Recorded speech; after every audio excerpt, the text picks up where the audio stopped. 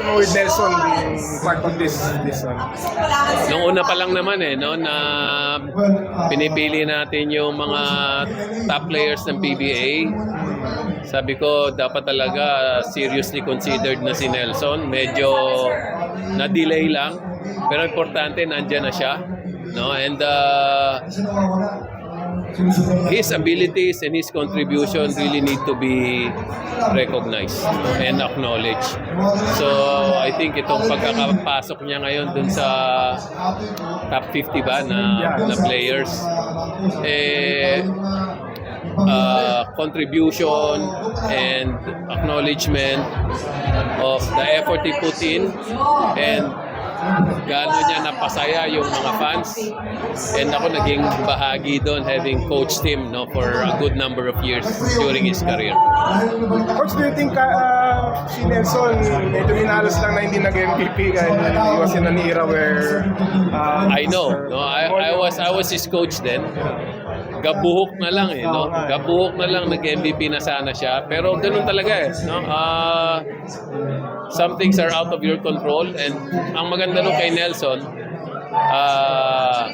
he took it in a positive manner, no? Pwedeng sumama loob mo, natural lang yun sa isang tao. Pero after that, I think he played even better, no? After that.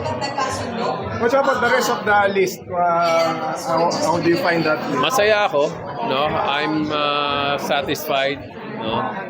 Although of course, sino ba naman ako, isang tao lang naman din ako. Pero impressed din ako dun sa inassemble ng PBA na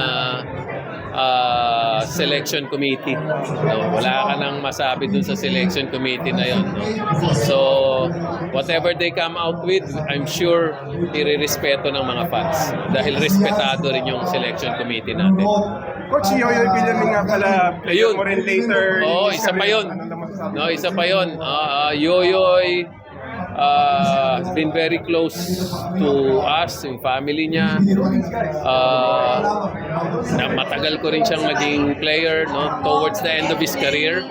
Pero kahit na patapos na yung career ni Yoyoy noon, ang bigat pa rin niyang ang bigat pa rin niyang i-consider, no, as a main player or main character in the team. So even in those years na sabi natin na pa-retire na siya, palapit na siya sa retirement, he was still a force to reckon with in the PBA. Okay, Coach.